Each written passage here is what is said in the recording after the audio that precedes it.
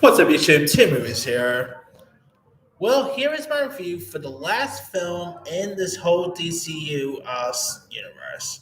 Now, I've been a fan of the DC universe for quite some time. I like Man of Steel, Black Adam, and Wonder Woman 1984 were just okay in my opinion. I really quite like Birds of Prey. I've enjoyed all the DC universe projects. Uh, were they perfect? Nah. But they were at least enjoyable. They had some really cool stuff surrounding them, so I had a fun time for them. There's not really been one that I truly disliked.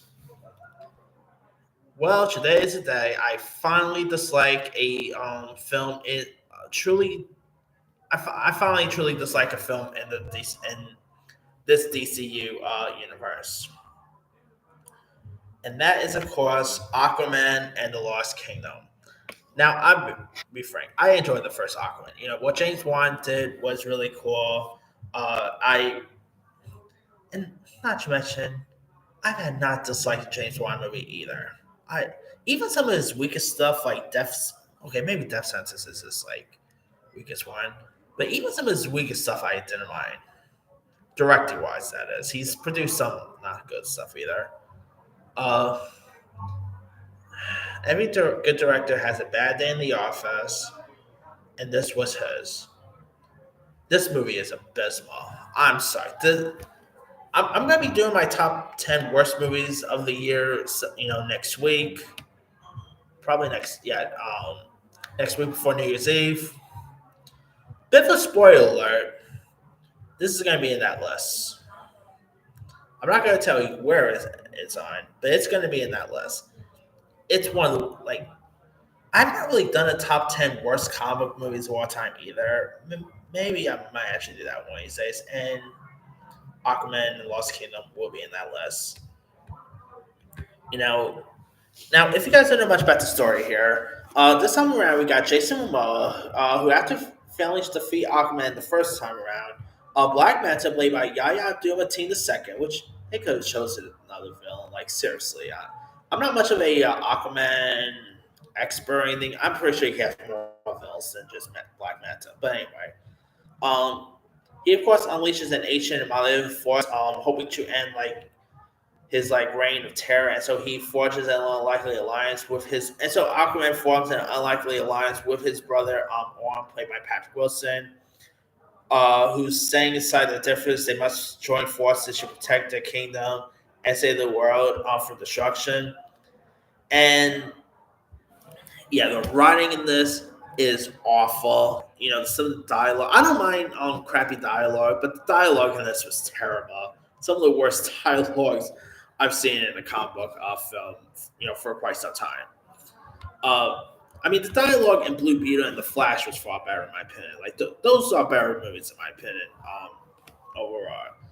And of course, you also had Amber Heard, which I know lots of people are just gonna hate this because of Amber Heard. You know what?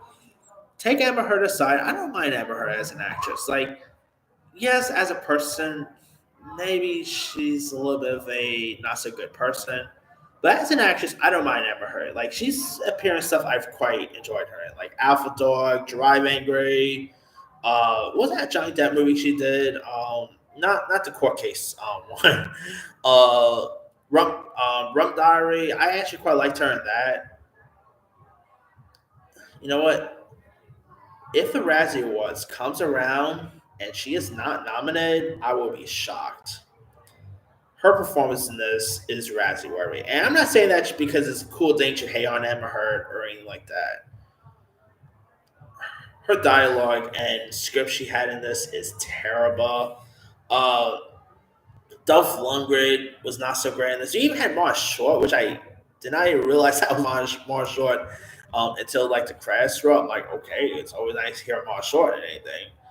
Uh, you also had Yahya Abdul-Mateen II. He was actually okay. He's not as good as he was in, let's say, Lovecraft Country or anything like that. No, not Lovecraft Country. Watchmen, actually. He wasn't as bad as superhero films. I actually thought the humor in Thor: Love and Thunder, was pretty funny. But Yeah, this is just one of the worst comic book movies I have ever sit through, and it's just abysmal. One of the worst DC films I've seen in a while. It's a bad one. I'm hoping James Gunn knocks out of the park with his first film, Superman Legacy, because the last film in the DC slate didn't turn out so well. So we'll see what he has cooking up with Legacy, but we shall see.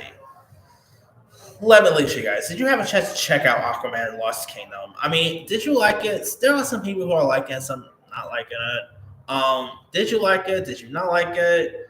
Where would you rank just like the whole DCU here? Are you excited for like the whole new DC slate we have coming in 2025 and on? Drop comments below. Don't forget to like, subscribe, hit that bell for notification. This is Simi Sion.